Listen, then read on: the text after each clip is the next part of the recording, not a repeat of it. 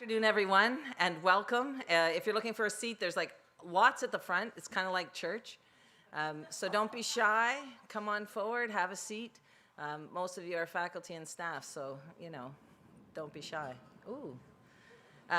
We'll take that as a good sign. The Lord is with us today, and really grateful that you're here today. This is the launch, really, of what has become a very concrete manifestation of East Coast theology that we've been talking about together all week. And this is the launch of the book, Pandemic, Public Health, and the People of God, the Volume 1 of East Coast Theology. So we're very excited to launch this today. Thank you very much. And delighted that you can be with us. Folks will be introduced in just a moment by Stuart Blythe, who's going to chair this event.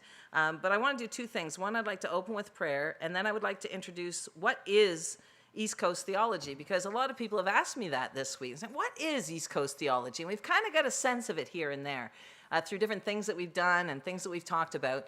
But we want to express just a little bit more clearly at this juncture what we see East Coast theology as being, and how this particular book and this event kind of feeds into that, and the kinds of things that we might do into the future. So let's commit this time to God. Let's pray. God, we're grateful for the opportunity to learn, to think, to grow, to be stretched, to be challenged, and to know in the midst of it that we're loved.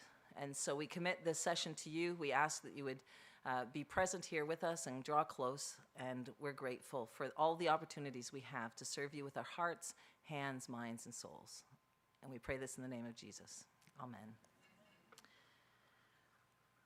So it's a joy, really, to introduce you to the idea of East Coast theology. If you go onto the website, you'll see that East Coast theology is a number of things. It's an expression, it's a book series, it's a summer school now, and you've been part of the very first one. But the idea is really to explore theology within a very specific context. Now, when I was a student here, I was told that really theology wasn't contextual, and that contextual theology was somehow problematic. And of course, when I grew up a little bit, you realize that there's no such thing as a theology without a context. Theology is always a lived reality in a time and a place, and that time and that place shapes the way that you experience and think about the world. And so as theologians, we've often received, or as churches, we've often received our teaching and so on from outside of this region, maybe from Ontario or maybe from the States. And we came to realize as a faculty gathered around the faculty table that maybe, just maybe, in this unique place and time, if we embrace that reality of who we are in this place and time, we might have something unique to discover about what God is saying to us in these times and how God is moving in this region. So that's really our commitment, is to explore that. What does it mean to live in a place like this and to think theologically about it? So our unique landscape, our history, our culture, they inspire our theological reflection and our practical ministry to engage both with the Bible, but also with the issues of life here on Canada's East Coast, which we know are expressed differently than they are elsewhere. Certainly the pandemic was an occasion when people noted the difference that East Coast people dealt with things. And those are for all kinds of reasons. But that stirred us to think, well, why is that? What is it that's unique here? We engage the world in particular and nuanced ways in light of our shared life in this place of natural beauty, relational warmth, and conflicted history. Because Jesus walks here through Mi'kma'ki and Africville, on the waters of the Bay of Fundy and in the mountains of Gros Morne. And we follow him with the scent of salt on our clothes and the earth under our fingers through the pine forests of Miramichi and the bustling streets of Halifax. We believe that Jesus walks here, and we follow him here. And the Bible speaks to our experiences and nurtures our faith. And so today we recognize that there is an Atlantic Canadian voice that can engage important issues here where sea meets land and sky. And this means being alert to the issues that emerge here and how people respond to them. It means paying attention to a history that recognizes the land of the Mi'kmaq, the original inhabitants and caretakers of this unceded territory that remains occupied. It recognizes the terrible expulsion of the Acadians from the land that they had peaceably settled and farmed. It notices the bulldozers that ran over Africville, taking away ownership and dignity from a racialized community. And finally, to do theology in East Coast context means we wrestle together with the word in the world as settlers, old and new, First Nations, and racialized people. We recognize that we come from all over the place. Not everybody contributing to this volume, not everybody who sits around our faculty table is from Atlantic Canada. Some of us trace our ancestry back mine goes back almost as far back as you can count settlers into the land in North America. But there are others who have just moved here yesterday, literally. But we sit around that same shared table in this place and time, thinking together about who we are as the people of God in this place and time. And we've found it to be a very exciting experience, a very enlivening experience.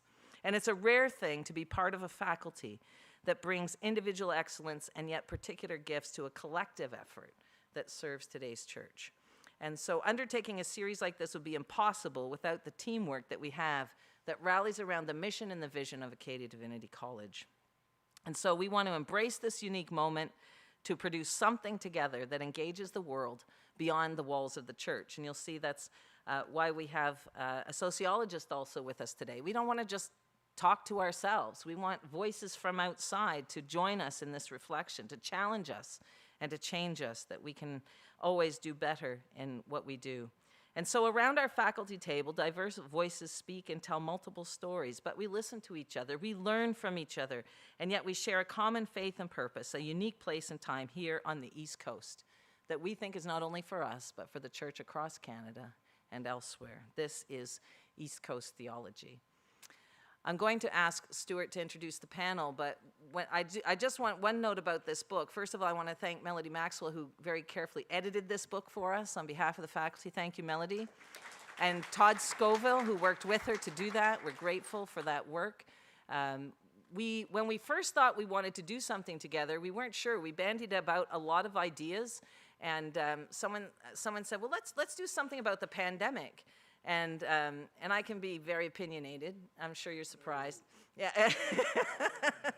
And I said, oh no, we don't want to do that. Like we're so sick with that and done with that.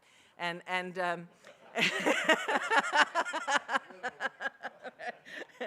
and around that same time, we understood through Common Connection that Dr. Robert Strang was very interested in the ways that public health issues or the approaches to public health and the principles that underlie public health resonate so much with the flourishing that God talks about in Scripture, the flourishing for human beings and for communities and the ways that we care for each other. So we've been really grateful for this partnership because he really inspired us to, and challenged me to go back and say, well, maybe public health and the pandemic is something we do have to wrestle with a little bit more as theologians. Maybe we're not done with that yet. And it's really opened my eyes to say, you know, I don't think in my whole life I ever heard a sermon preached on public health. In my whole life. And I've been in the church since I was a wee one. And I've certainly never preached on it myself. So what does it mean if we're actually in this place and time going to embrace issues like this as the church and say, is there resonance between public health policies and what those principles that underline it? And then how do we as the people of God engage that, think about it, so that we can move forward into those spaces with humility, but also with confidence, not thinking that we have all the answers or even thinking that we're all going to agree all the time, but still to be able to hang together in the purposes that lie before us. So we've been super grateful for this partnership, deeply grateful, Rob, that you're here today. And I'm going to ask Stuart now if he would introduce the panel. Thanks very much. Don't take my notes. Good afternoon. My name is Stuart Blythe. I'm an Associate Dean here at Acadia Divinity College. I'm also the Director of the Simpson Lectures, and anyone who's been here this week will know that we've been having a number of lectures on the common theme of reclaiming the Christian faith for the common good.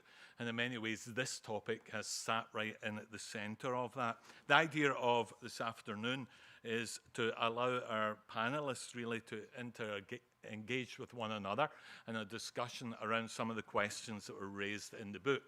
And Anna said she has strong opinions, and I boldly agreed.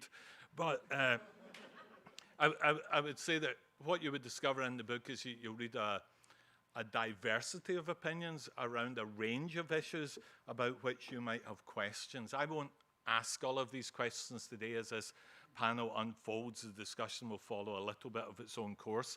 when we see where we're going with it. But following this, I would just flag up just now, there will be an opportunity for people who want to go up to the Divinity College, and there are 4 seminars in total in 2 time slots, and these are based upon chapters in the book. So there may be particular chapters in the book that focus on your area of interest, and either you can find the chapter in the book, or you can go up and perhaps join one of the seminars. So if you're interested in that, after here, make your way up the hill. If you don't know where the Divinity College is, follow the line of people who are going there. So in the panel today, we're really pleased to have folks to bring a variety of perspectives. And first of all, we have Dr. Lennett. Was that okay? Anderson, okay. Dr. Lennett Anderson is lecturer in leadership and racial justice at Acadia Divinity College. His perspective is from an African Nova Scotian lens. And this has been enriched by his pastoral service to community and church as the senior pastor at EBC, the meeting place, for over 20 years. You don't look old enough, but that's okay. Lennett, thank you for being on the panel today. Thanks for being here, as ever. And then we've got Dr. Rebecca Casey. Becky is acting head and assistant professor of sociology at Acadia University. She has kindly agreed to come along and give us something of her perspective on this topic. She's been part of a project team who were exploring well-being and work in Nova Scotia during a pandemic, and hopefully we'll get a chance to hear just a little bit about that later. We have Dr. Anna Robbins, who is the president of Acadia Divinity College and the dean of theology at Acadia University. She's the Dr. Millard R. Cherry Professor of Theology, Ethics and Culture and Director of Andrew D. McRae Centre for Christian Faith and Culture. I read all of that out so you get a sense of the engagement in Anna's thinking about faith and culture. That's a constant part of her thinking, her writing, and her reflecting over the past few years. And we also have Dr. Robert Strang. Dr. Robert Strang is the Chief Medical Officer in Nova Scotia. He was appointed in 2007. You don't look old enough either. Thank you. It's okay. Thank you. I'm dishing the compliments out for some reason. I don't know. People who know me know this isn't typical. Dr. Strang has steered the province through 2 pandemics and has provided leadership around the renewal of the public health system in Nova Scotia, as well as having raised awareness around the importance of creating policies and environments that support better health for Nova Scotian families and communities. Please welcome the panel.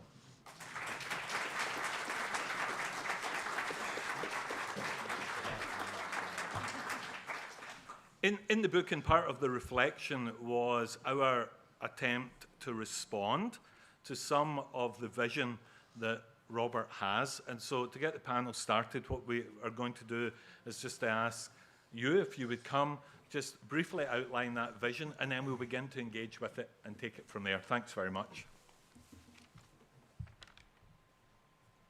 Thank you, Stuart, to my fellow panelists. Good afternoon, everybody. I appreciate your comment, because I was actually speaking at a church event a couple of months ago when they introduced me and said I'd been the medical officer of health since 1907.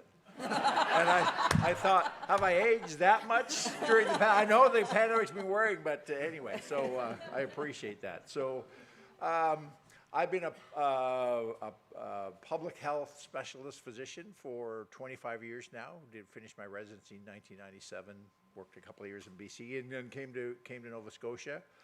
I came to faith in 2003. And I've been reflecting since that on my journey of personal faith journey and my professional career, growing awareness and understanding of kind of the overlaps and the links between my training in public health and my faith journey.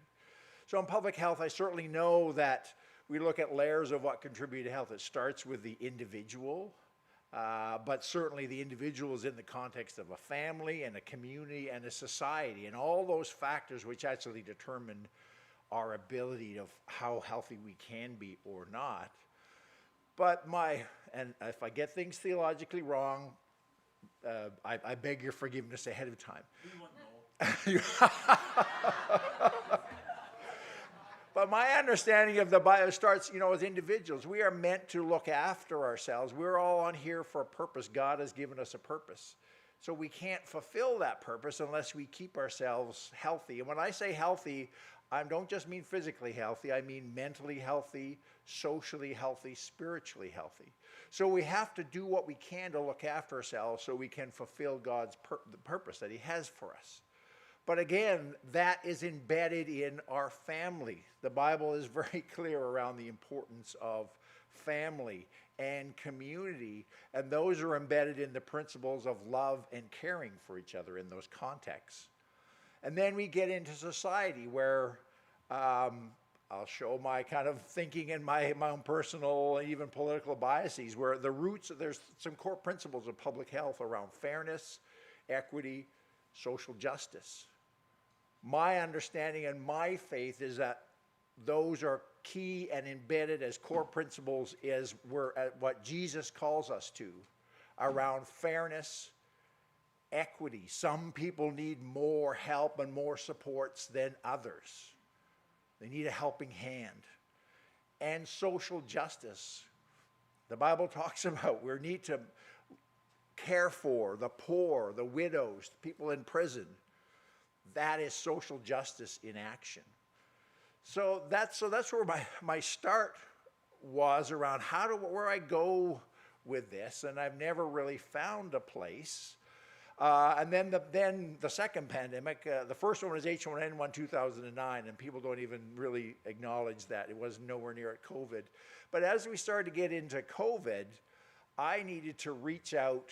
A key part of what I needed to do in my role in leading the provincial response was I needed to reach out to a whole bunch of sectors to engage them, to say, here's what we have, here's what we know, here's what we don't know, here's what we need to do together, and how can I engage you, build a relationship with you so we can work together. And here's what I need from you, but also here's a space for you to tell me what are the challenges and issues and how maybe we problem solve together.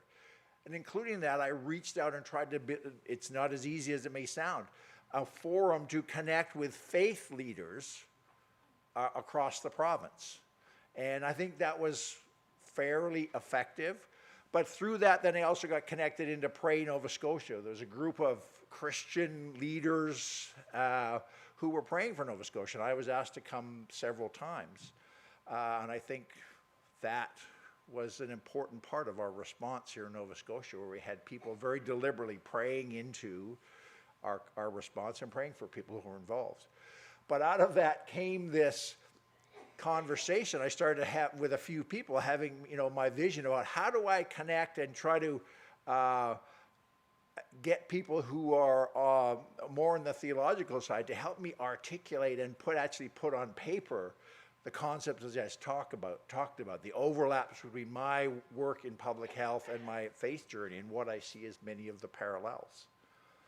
And while we were doing that, I think the pandemic has brought that to life in so many ways.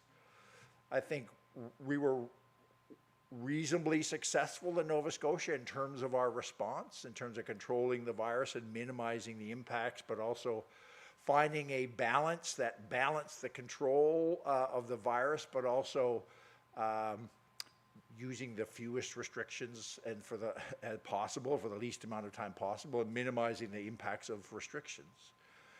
And I think part of that is because we had, and I give credit to all Nova Scotians, including some of you may not be from Nova Scotia, but all the Nova Scotians in the room, pat yourself on the back, because I think Nova Scotians together, and I think it's inherent in our culture to some level in terms of we've grown up from small resource extraction communities where we had to look after each other.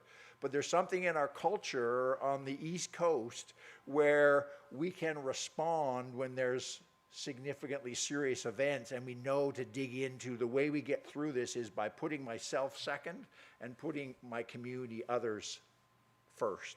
And Nova Scotia did, I think, quite a good job on that. And I brought that faith perspective to my work. And I was on a lot of media briefings, and I had many late nights kind of finalizing my remarks for the next day, and I always tried to end up pulling on those themes in some way or another at the end of my remarks in the media briefing around my C's that I talked about. They're not mine, but I kind of I use them: caring and compassion, community, and I have to use the common sense, because in many ways we kind of lost common sense. Common sense actually is really important as well. So I tried to pull on those as well. And I think that's for me I was seeing as I was thinking about it, and I will make the observation, sometimes I'd be alone, everybody else in my house had gone to bed, and sometimes I had words come to me from God, like to help me finish off my remarks, that helped me pull on those themes that just came to me, and I was given those by the Lord. So, but that to me, when I had a little bit of time to step back and reflect, I was starting to see that overlap between faith and my work in public health, really on the ground in part of the COVID response. And then we had all the issues around anti-mask, anti-vax, all this kind of stuff. And I'll use the words. Unfortunately, some of that was coming from people in faith communities. Certainly doesn't reflect what I would say my Christian faith says, is that we are at the time of whether it's a pandemic or wildfires or whatever, we are called to look after each other and maybe do hard things that maybe we may not even agree with entirely, but it's important because the community needs that for us. And even the gift of, I think the vaccine was a gift from God. Through science and human innovation and creativity, which ultimately comes from God, he gave us that gift of a vaccine, which actually was vitally important in controlling the pandemic. So that's my perspective on vaccines. But also how I was reflecting on some of those from a faith-based perspective and some of the things that had to do with. So I'm very thankful that this culminated in East Coast theology. A thank you to Anna and all of the faculty. Marvelous book. And I think there's some themes in there, and I speak publicly in a number when I can. We have other challenging times ahead of us. Climate change and the immediate impacts we're seeing with wildfires, heat alerts, a whole range of things. We have an affordability crisis. We have other really challenging things that we need to deal with. But I think those principles of caring for each other, putting community first, doing hard things because they're important not for myself, but for others around me, need me to do some things and perhaps even sacrifice. We have to lean into those principles as well as the principles of looking at, as we respond, are we looking things through a social justice lens, through a fairness lens, through an equity lens, all of which to me ultimately we're applying a biblical lens and what Jesus calls us to about caring and loving for each other. So thank you. I'm really going to be interested in the discussion coming, and I got to get some copies of those books, because I got a number of people in the public health world who aren't really, actually for me it's interesting. I want to bring some people in my public health colleagues into more of a faith-based conversation as well. So thank you.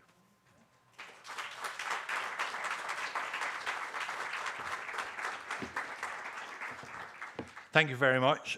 Thank you also for being so ready and honest to speak of your faith as a public figure and how that impacts your life. Appreciate that, and thank you for the honesty of that. You mentioned these three: equity, fairness, and justice as the core principles of public health. Lennett, what do you think? Do you think these are important in public health? What's the question? Okay.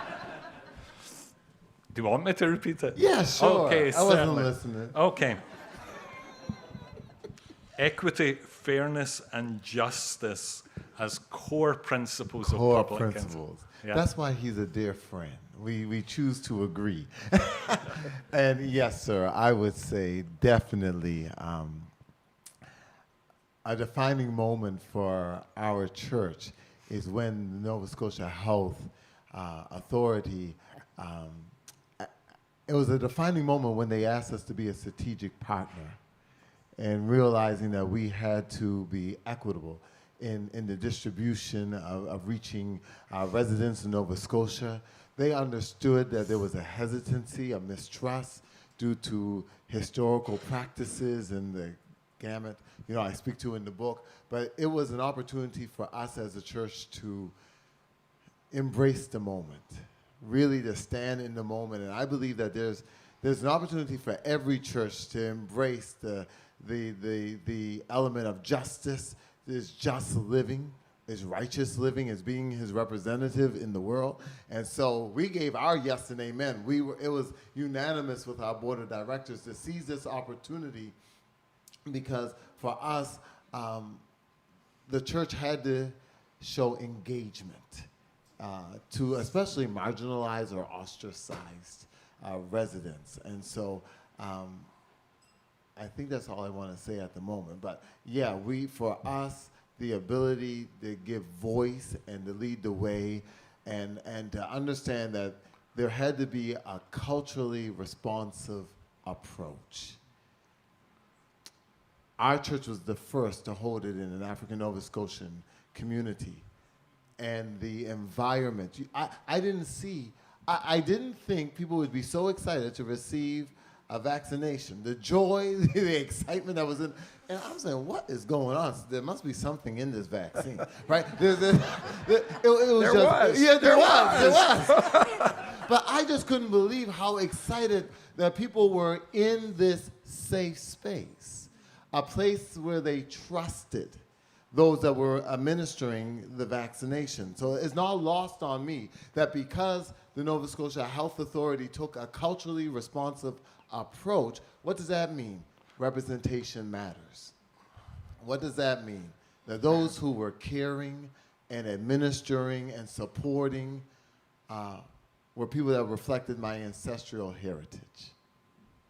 And therefore the church was a haven, a safe place, because it was equitable. It was, Yeah, and can you, I mean, we've had the conversations. Not everyone will have read your chapter in the book also. So can you just speak for a moment or two about why there may have been suspicion, and why then it was important that the church becomes a place to allow this equity to be expressed? Yeah? Well, research dictates that there are social determinants of health, right? This is not a figment of my imagination, but that there are social determinants of health. And we would talk about income and employment and education and race and location and race. Did I say that? And Twice. And so realizing the social determinants of health and how it's disproportionate for marginalized communities. I come from a long line of social justice champions, black orators who would mount pulpits and whose advocacy spilled over into the community. That's my saying. That's the heritage in which I come. And so it was nothing. We would expect the church to be present. When the global pandemic hit the world, what I heard from residents is, where's the church? There was this expectation that we had a role to play. And I'm saying, I didn't go to medical school, but it was, where's the church? Who's going to fight for us? Who's going to give voice out? Who's going to look out for our well-being? Because why have a church in the community if the community isn't in the church? Is this mic on? Why have the church in the community if the community is not in the church? We are there to minister to the whole person. We're there to promote life and security and ability and for the advancement of our people. And so the AUBA had Do you want to unpack that name? the AUBA, the African United Baptist Association. Okay, thanks. Okay, yes. Is the oldest and longest serving organization in the African Nova Scotian communities. And they have always sought to be the champion, right, for people of color. And so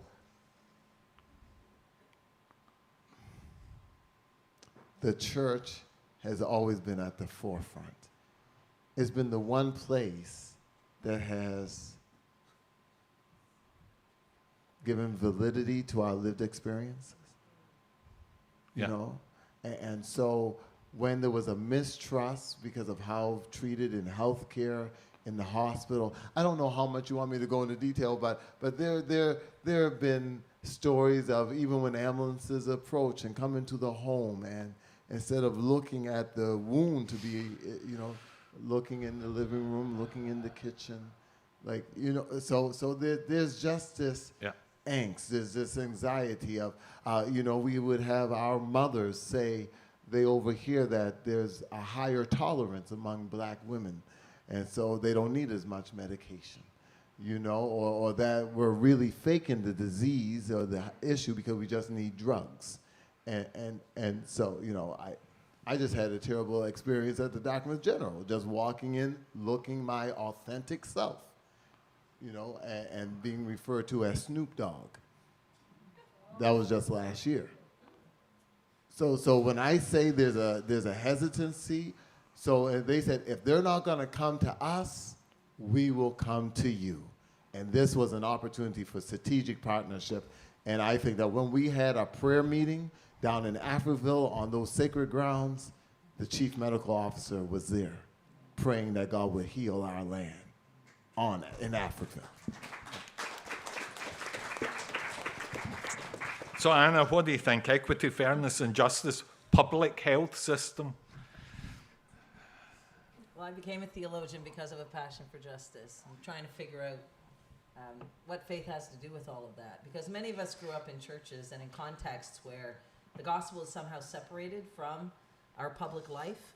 There was sort of your life with Jesus and me walking in the garden together. And then there was like the rest of the world. And the two never really met, except that you had some kind of pressure that you were supposed to enter into that world to preach the gospel, drag people over the line to the other side of the world, rather than seeing it as a beautiful invitation, to live out your life in that world, to engage issues and so on from a perspective of faith. And I don't know how you can sit back and actually read the scriptures from beginning to end and not see Jesus as a justice person. This is he was about, and not justice as fairness and equity, as important as those are. That's kind of the basics, but justice as, what does it mean to put other people's needs and interests ahead of mine? And I think that that's something that resonates with us, again, in an East Coast context, probably partly because the roots of faith run so deep here. We have a sense of that. But in terms of being able to pursue that actively in the culture, there's often been that separation. So I'm really keen that we think about this carefully and make sure we haven't missed something, and pull this picture back in together again, so that the lives that we live as disciples in the world aren't somehow divorced from the things that we're actually committed to, that are scripturally formed and informed. Yeah. Okay. No, thanks. So Becky, what do you think around these themes? If you were looking at a public health system, would you see these as values that are important? What's been your experience in this? Right. No. So these are important values and things in sociology that we urge our students to think about as well, around equity, inclusion. Throughout the pandemic, I've personally thought about who is left behind. And I think, reading this book, I really get an idea of where churches and faith played a role. So, not necessarily my area of research, which I would be looking at, but I think it's important to note that for a lot of people, faith is where they go to get these answers. So it's really great to see that the churches were on board and were able to take the voice and the values of public health to their congregations and to their community. And that is a voice that people trust and believe in. So if you're hearing that from a place that you go to regular and you feel like you belong and they value the vaccine and all these other principles, and you're going to feel valued and probably would be more likely to get the vaccine or to think about others.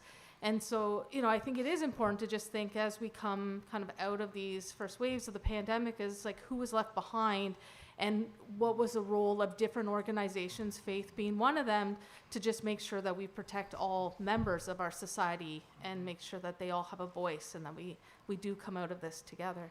Yeah, no, thanks. Robert, in hindsight, if you are, I'm sure you do evaluate this all the time, do we think there are groups we all left behind? Because it's not your personal responsibility. If you look at that, would there be a place or a people group or that you think, well? Yeah, we never got it perfect by any means. And I do think we did some good things in terms of we very deliberately reached out to the African Nova Scotian community, to our First Nations community around first vaccine and said, what do we need to do? Help us, or how do we help you engage your community so we get really good vaccine uptake? And then we did the same with testing and other things. We did very, very deliberately with communities with disabilities and stuff. But I think in general, not just in Nova Scotia, we did not pay enough attention to those who were more socioeconomically disadvantaged and some of the impacts of, especially when we had people needed to stay home. They couldn't work. If you were, you had to isolate and all those kind of things. We did do some things there. We had financial supports where we could to allow families who needed to isolate and they couldn't do it at home safely, so we put them up in hotels. People who were, I'm proud of what we did in Nova Scotia in terms of the homeless community. For over a year, we had people in hotels providing mental health and addiction supports so they could actually, and we met them where they were at. Public health even went out and purchased substances to bring to hotels so people could have their addiction met so they wouldn't leave their safe space at the hotel. Very much a harm reduction approach. But I think more broadly, we missed, and I think this is societal, we continue to miss in our what I mentioned, the affordability crisis. There are many, many people that struggled during the pandemic financially and economically. And while there was lots of support, there could have been more. Yeah. No, and as I say, I don't think you're to blame for that. I'm just No, I'm not. I think it's in general we need to reflect on. Yeah, and I think, so the question of mental health was raised, and I'm wondering, Becky, you've done some work that touches on this. Would you like to comment on that, the kind of research, particularly around work, I think it was, that you've done, so we can hear a bit about that? So in the Department of Sociology and a professor in politics, we got together to do a project on the well-being of workers in Nova Scotia. So we were really interested in knowing more about teachers during that initial stage where they had to shift very quickly or pivot very quickly to teach from their living rooms, basically, it sounded like. And then we were interested in people who are working in long-term care homes, especially as that was when we saw the deaths in some of the institutions, and there was a lot of attention on healthcare workers as heroes, but also we were hearing the context of struggles with access to protective equipment. So we just want to understand, and also how were they balancing this so they almost had two threats. They were worried about taking COVID into the home, and then they're also worried that when they're in the home, if there's COVID, then taking it actually to their own home and infecting their family. So trying to understand just what was going through their minds as they balance these two different roles. And then the third group we were interested in was retail workers. And in particular, we were interested in trying to capture those grocery store food service workers, especially at the time was when there was the hero pandemic pay, which was a bit more common in Ontario than we saw here. But we were interested in kind of these parallels between the healthcare workers, who we really did kind of prioritize as being these heroes, which they were, of the pandemic, but then these often low paid, often young workers who were working frontline as well, with maybe a glass or the plastic portions that came up later. They were worried, what if they took it home to their parents or their grandparents, and then how did they rationalize? So we did ask them some questions about, in general, how their physical and mental health fared during the pandemic, and as no big surprise is that they both were decreased during the pandemic, and it did vary on the types of supports that they had. People who have stronger networks, probably people who have faith with them, would have fared a little bit better, knowing that they have a community to support them. But what we did find is that as everyone faced it, but it was definitely hard on workers to get through this pandemic, and feeling like, a lot of weight was on them, especially for these frontline workers of long-term care workers and retail workers, and how they kind of got through it. Yeah, no, thanks. That's very helpful. And you raised, and it kind of raises a question I'd be interested to know. How do we balance, and this is a faith question now, in that some people will look to faith as a resource. How do you balance faith in God over and against legitimate fear? So on the one hand, we can say, well, you shouldn't be afraid because we believe in God, and we know that. I've probably preached that somewhere, at least a while ago. And but how do we balance that? Because I would say there was a lot of concern and fear. I'm going to go to Anna with this because it's kind of her question, I think, in some senses. She hasn't written about it in the book, but I'd be interested to know the reflection and that honest balance between people of faith who we are believing in God, we are trusting in God. During that period as a faculty when we were all working at home, part of that was to protect other people. I was speaking about this with the doctor and ministry class. Part of it was to protect ourselves. We were afraid, we were nervous, we were anxious. So how do we balance that with this faith in God, who we believe ultimately we commit our lives to and trust in? That's a stunning question, I think, personally. The question is stunning. The answer will probably be less so, Stuart. I think when we all think back, especially to the early days of the pandemic, it was very scary. I mean, I think that's part of the trauma that many people still carry, is because you have those memories. Like I was driving down the street with my son the other day, and he said, I remember this moment in the early days of the pandemic and how depressing and scary it was. And he was, like 12 at the time or something. He's 14 now. And I said, I have those moments too, because in those days, we go out for our daily walks. And I don't know about you, but I had a soundtrack, and I go for my walks, and I have to cross over the other side of the street. There's somebody coming. And I can't breathe the air that they just breathed. I mean, because we didn't know in those early days, did we? We had no idea, but we knew that it was serious. But people could say, well, believe in God, and whether you live or you die, the Lord is good and all of that, but we're human beings. And I think there's a reason why the scriptures say fear not all the time. It doesn't say fear not simply because that produces some kind of natural response of faith. I think it says fear not because we're humans and we are fearful. We're fearful because we don't control things.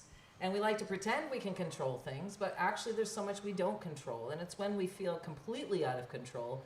And in a time like that, I think we didn't even have sort of this pretense of control that we often carry. Like today, we kind of have a pretense of control. We know what's going to happen next. We know what we'll do next, and so on.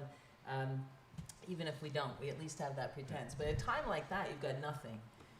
And so we can draw very close to God. I think I drew close to God at the time, even though it was distressing. And I remember some days driving into the driveway. We were at college as long as we could be and as soon as we could be, but I would pull in the drive, and I thought, I don't know how people are surviving right now without faith.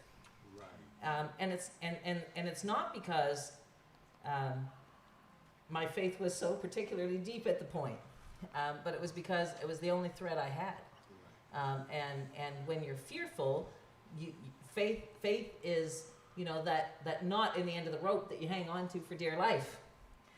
So I don't see them as antithetical at all. I think we're fearful because we know that we're here for a reason and a purpose, and there's something quite fearfully and wonderfully made in us, and we are called to purposes, and there are things we want to achieve because God calls us forward to those. And the thought that, well, everybody, this could be it at any day, at any moment. Well, we know that day to day, but it was very real, very present. And I just think that there's something in that for some people, maybe it showed the thinness of faith, so there was a lot of people who kind of seemed to wander off at that time, because, I prayed and God didn't deliver the candy from the machine in the sky.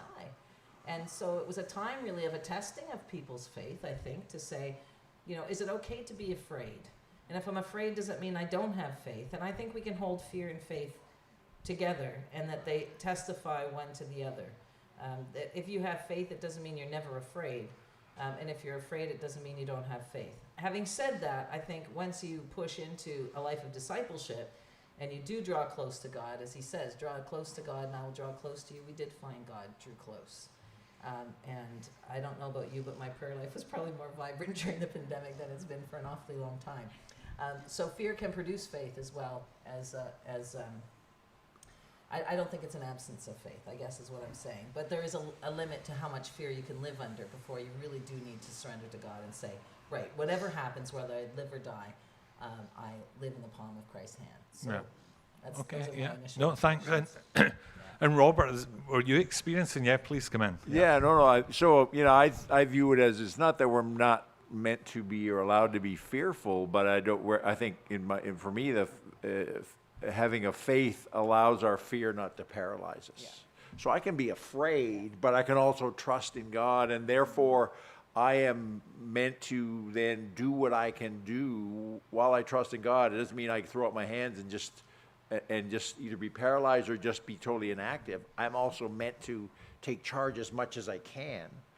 And I think there's lots of literature being written. I reviewed it recently about actually it's more for the mental health benefits, but also that by reaching out and helping others, even in this really difficult time, that helped push away the fear and is actually good. Helping somebody else is good for my mental health. Been clearly demonstrated that. So while there's fear is there, our faith, I would say, helps us to not be paralyzed by that, but act out of that fear to say, okay, what do I do to help make things a little bit better? Yeah, and Becky, in your research, was there any indication among the people who you were interviewing or surveying of the resources they looked upon to help them, or is it more descriptive of this is what we experienced rather than this is how we tried to deal with it?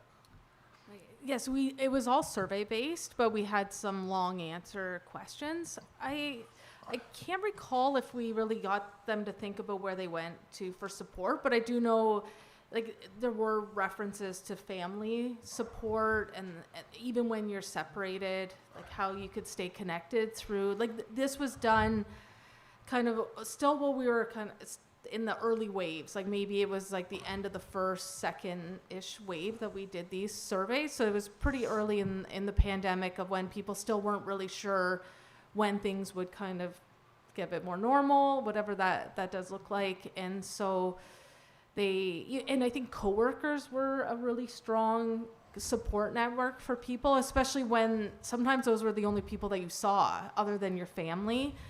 People who lived alone, I think they did talk about just that isolation was a bit more extreme for them because, you weren't sure, could you go for a walk maybe with your friend if you maybe wore masks? Everyone's a little bit nervous about just how close, and then the fear that you might infect someone unintentionally and then the consequences of that. So we didn't really get too much into their coping, but I think that would be something to go back to kind of understand is what resources did people use to help them during this time, because there was a lot of fear for people during that time, and it's actually lingering as well. So, and so Lennett, there you are. What are you preaching during this period? So on the one hand, you're encouraging people to come, and when vaccination becomes available, get vaccinated. But in that period of uncertainty, you as many of you are being looked to as public figures to give some exercise of leadership in a situation you had never really expected or prepared for.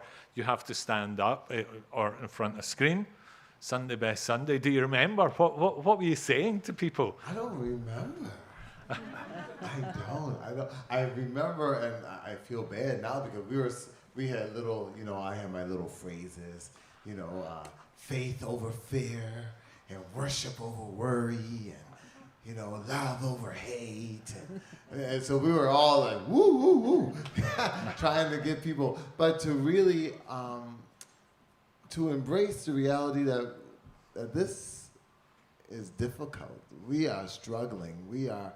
To be honest with where you were in the journey, to give language to that, to speak your reality, to speak your truth, and because I wanted to remove this dismissive spirit that if you have questions, you don't have faith, you know, or that I'm not a mature Christian because now I'm anxious, you know, and then he say, you know, be anxious for nothing but with fear. Let your requests be made known to God. Yes, but I'll tell you, when we turned it into a prayer meeting and we said, come, cast all of your cares upon him. So that's what we're talking about, not putting your trust in man, you know, but trust in the name of the Lord, and we're going to cast all of our cares upon the Lord. I can tell you, Stuart, that when we had the online prayer meeting, we had more people online for prayer than we ever had in the building.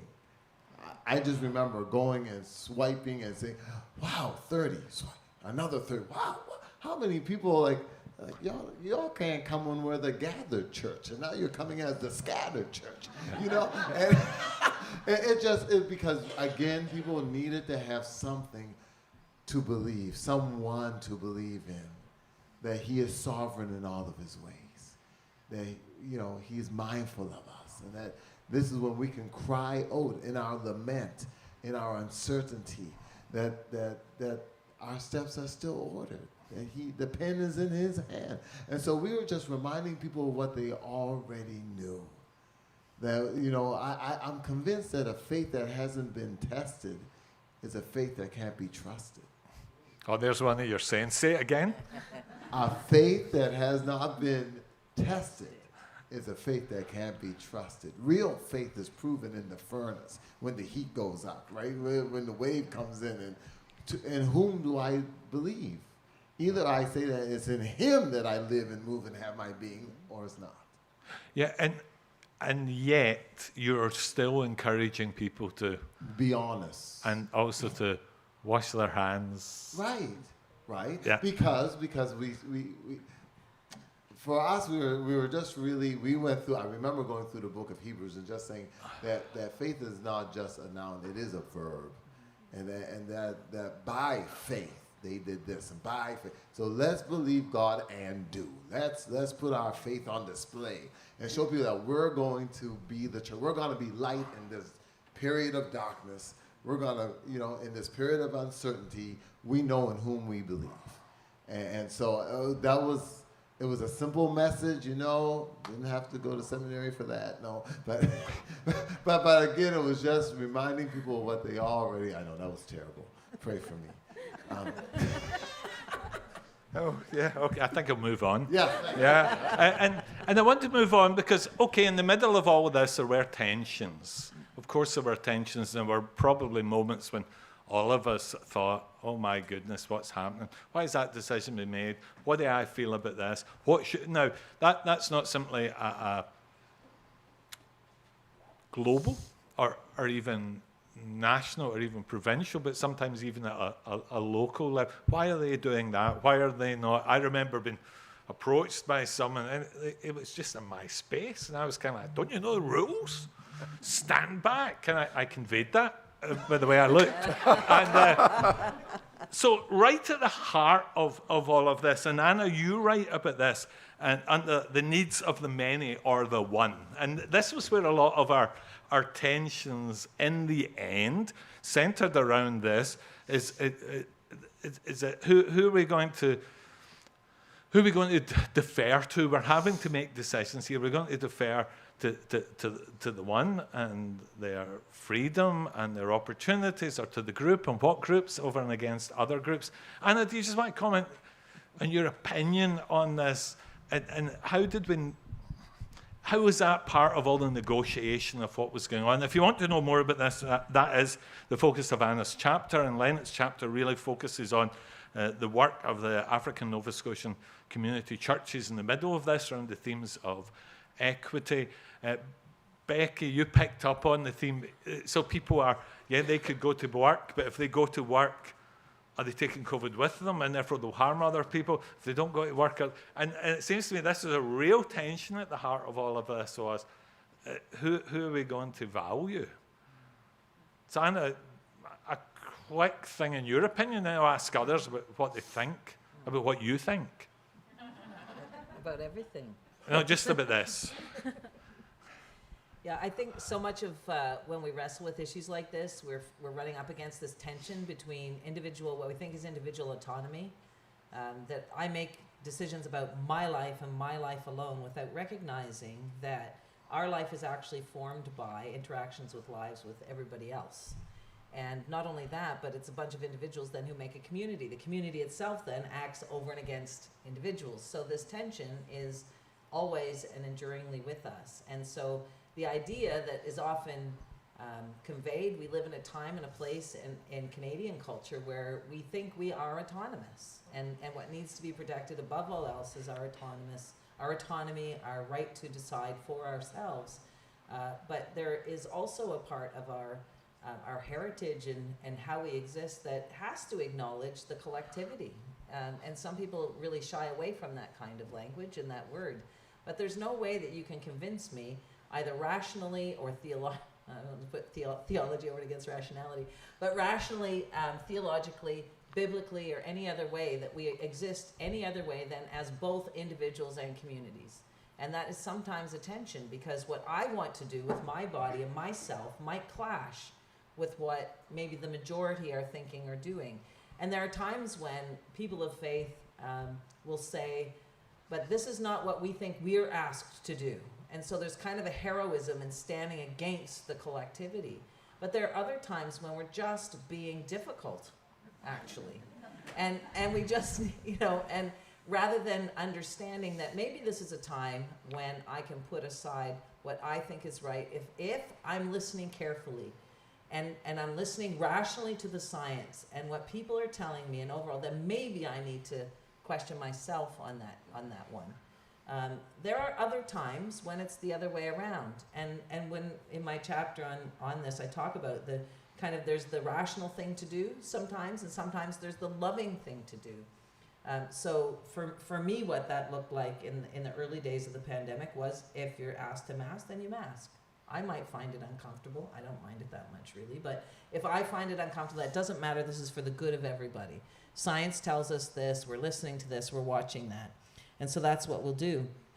As we were coming out of the pandemic, not so many people needed us to wear masks or wanted to wear masks, but there were still vulnerable people around us. We still go places, don't we? I do. I got a blood test at the hospital the other day.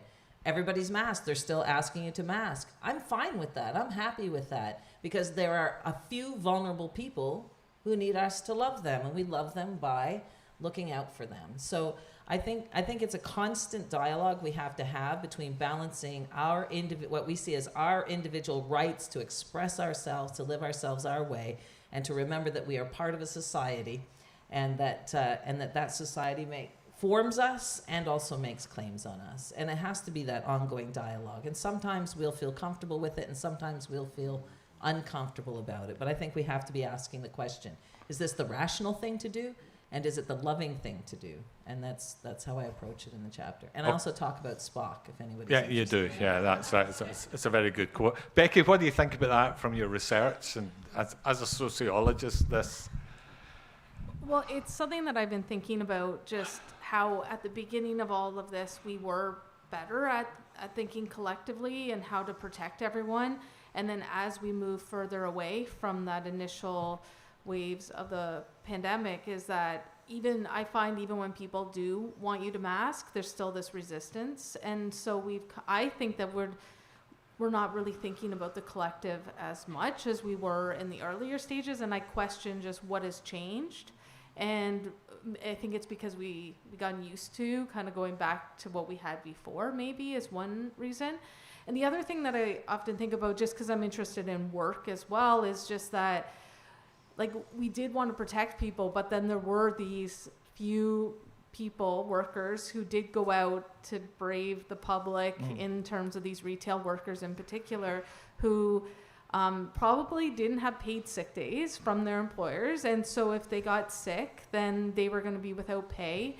Maybe they were trying to support a family. And then, we did have the CERB protection, but and so I was a bit disappointed that some of the things that we learned in those early stages of the pandemic haven't carried through to where we are today, to think about how we can continue to protect people from what we learned from those initial waves of the pandemic. So better protections for workers, better protections for those vulnerable people. So if you, in a classroom, if you have one student who needs people to mask, what is the chance that everyone in that class is going to mask? I hope they would, but I'm actually not very confident that that's going to happen. So I do think that we did a really great job at the beginning, and then we've just quickly forgotten it. And it's a bit disappointing to see just how fast that we could think and care about one another so strongly.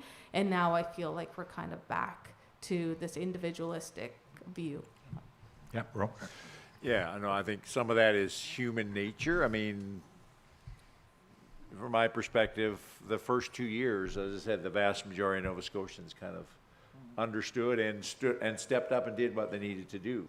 But people got tired, COVID fatigue. But I also think all the convoy in Ottawa and all that stuff in early 2022, all of that dialogue and that very, very angry, hostile kind of counter view, I think actually really was part of why people moved away, because it started to give that more legitimacy. And it just, I think when people are tired and stuff, it just fed into that people, I'm done kind of.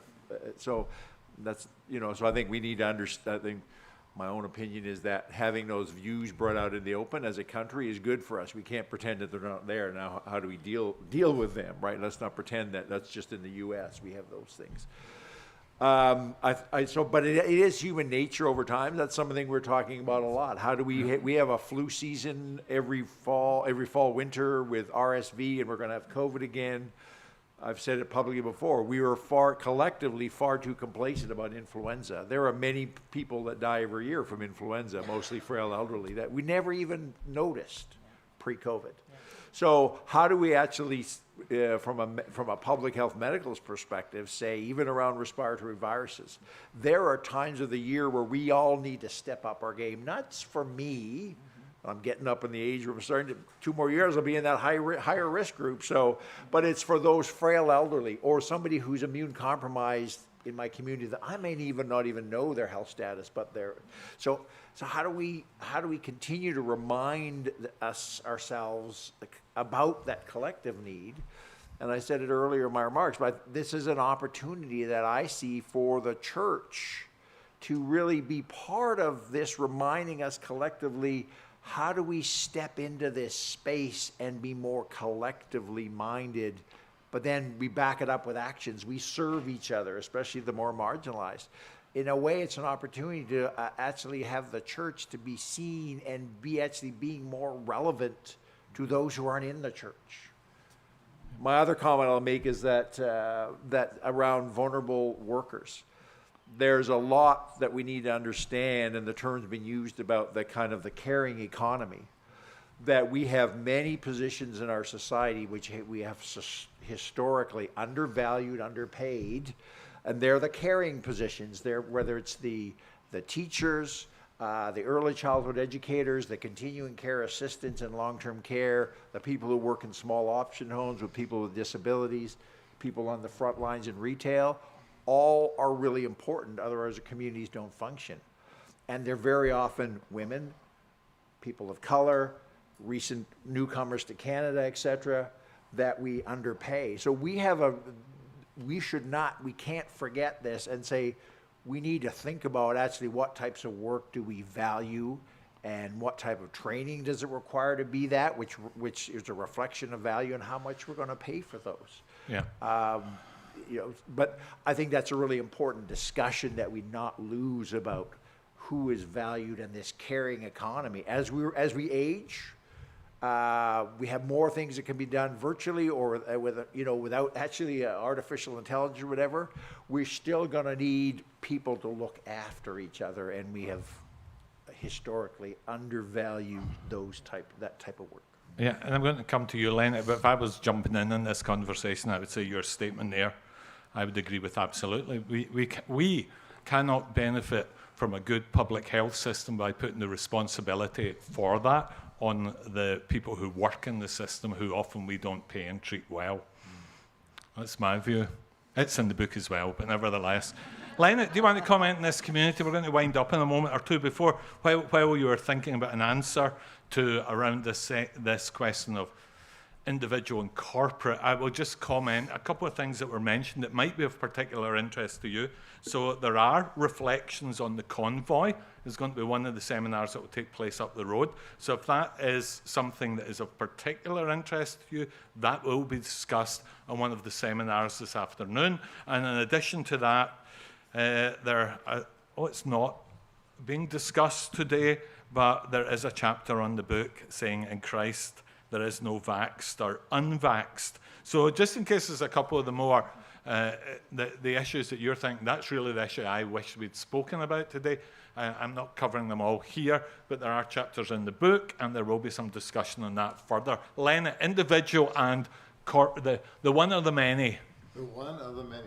Listen, I don't want to give the impression that we were 100% in agreement at EBC, the meeting place. Yeah. So people were kindly reminding me of our title. So are you saying there's certain people that can attend, that if you know, the big concern is if we have to show our vaccination status. Yeah. You know, we had people that would show up not on the church property because they know how I would respond, but on the sidewalk, and you know, with their horn, believe in Jesus. You know, why are you drinking the juice? And so we did not have everyone, but there was such a communal response that this is how we love our neighbor.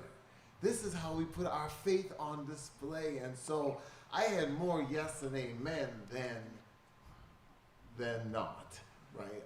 So we did, even today, we still have a section of our church, section 1 is a designated, because we have many families with compromised immune and many cancer patients and so forth, and they're still fully masked. And while the other church is very open, they're not just masked, but spaced. And okay. It's a sacrifice because people are now standing, or, you know, I'll just show up early, you know, but we're dealing with that in our house. But yeah, so we're still trying, and I said, and we won't have a problem with this because we're family. Yeah. This is us. That's what I preach. It just came out. Okay. This is us. That was the theme. Who are we in this season? Who's the church? And I took from the TV series, This Is Us. And we went through the Beatitudes, that there was kingdom character for kingdom citizens. Let's love. It's all flown now, isn't it? I could see it coming back. Gospel memory. Yeah, wow. I have. But I'll tell you, in the book, Danny's chapter challenged me so much when it came to this communal and this individual, because I hope I do justice, sir, wherever you are. But he talks about this woman with the issue of blood and pressing her way through the crowd and talking to herself like, if I can but touch. Very individual, right? And she knew she shouldn't be in the crowd because she's contagious. And I hope I'm getting it right. That she thinks she's contagious, and then he showed us that Jesus was contagious.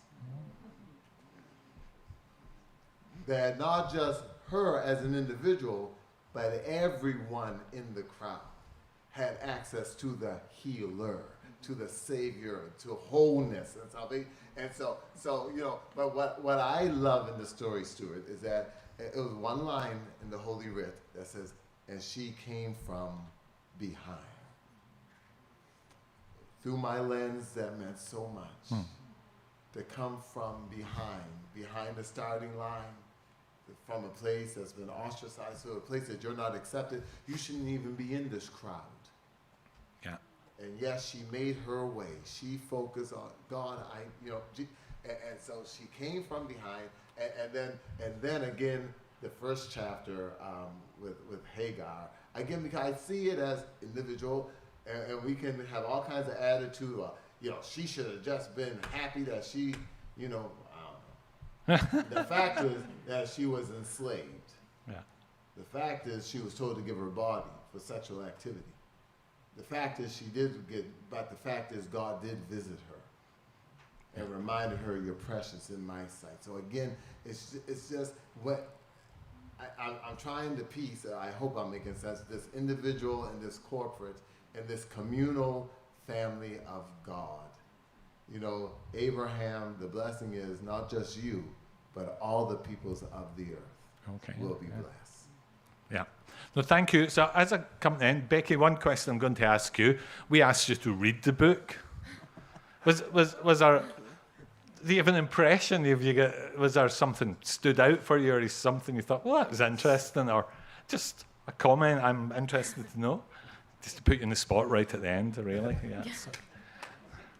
Yeah, so I read the book, and as someone who I was brought up in a United Church as a child, but haven't really come back to faith anytime recently.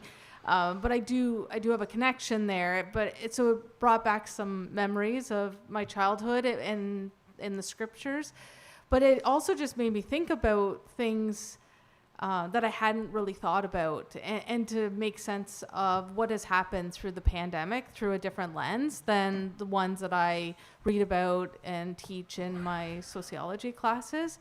And it emphasized to me, though, in my classes, I'm often talking to my students about like the common good, the community. We talk about intersectionality. We look at the disadvantage. And, I looked at stuff that was happening through public health, but I didn't really think of it always through the big focus of public health. I typically look at aging more broadly and work and disability. But to me, at first, if you had told me, this is going to bring together these common things, I was kind of questioning it. I actually texted a friend a picture of my Bible that I pulled out because I was actually reading up a little bit last night, and I had read a scripture at her wedding. And her mom has since passed. And I said, I remember at your wedding, I asked your mom, who was a minister, if I could use my Bible or I should use hers. And she said, oh, you better use mine, Becky. I don't know about yours. And so, but it was friendly gestures. Anyways, I told my friend that it made me think of her mom. And she's like, okay, wait, what is your panel on? Like, can you explain to me, like, what the connection is? And I said, maybe I'll connect with you tomorrow night after the panel and let you know. But I do think that this does bring together these two things that are happening for, we're all impacted by public health, whether we want to be or not. It's part of, especially in a pandemic, a lot of the things that we've been governed on has been directed to us. We've been following the goals to try to keep everyone safe. And then I think that most people have, some layers of faith, and that together it's this idea that we do need to think about all people in our community and to protect one another and to think just beyond kind of the individual. And I do think it's often really easy for us to just focus on our own problems and the things that we face and the challenges that we have without remembering that there's other people that are going through similar things or other people that are going through worse things. That doesn't make my problems less than. It's just that I need to be aware, to be compassionate, to be caring, and to really make sure that, the saying, like, we're all in this together. And I'm from Ontario, and I missed home during the pandemic, but what a wonderful place to spend the pandemic, where I had loving neighbors and friends who cared for me and were there for me when I was, often alone. So I actually I really enjoyed it. I learned a lot, and it kind of made me come back to my background in faith and to think about these things that I wouldn't otherwise have done. So I appreciate the invitation to be on this panel, and I enjoyed the conversation. No, thank you. And thanks to both you and Robert for coming today as our guests. We really appreciate that. I have apparently little gifts down here.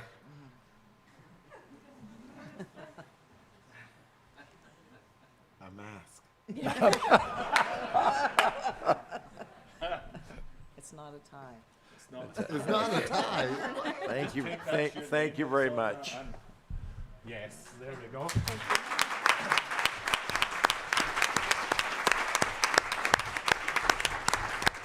So we thank you for joining with us today. But the conversation will continue, and you have the opportunity to continue in that by a couple of seminars that will be followed by some open discussion, I believe, in each of them, and they will be taking place up the hill there in the Divinity College. The instructions about what is on where, I think you'll find on the wall when you go in there, and That starts them at 10, let's say 15 minutes. We'll knock everything back about 5 minutes. And please feel free to make your way up there. Thanks again to the folks in the panel. Thank you. Thank you very much.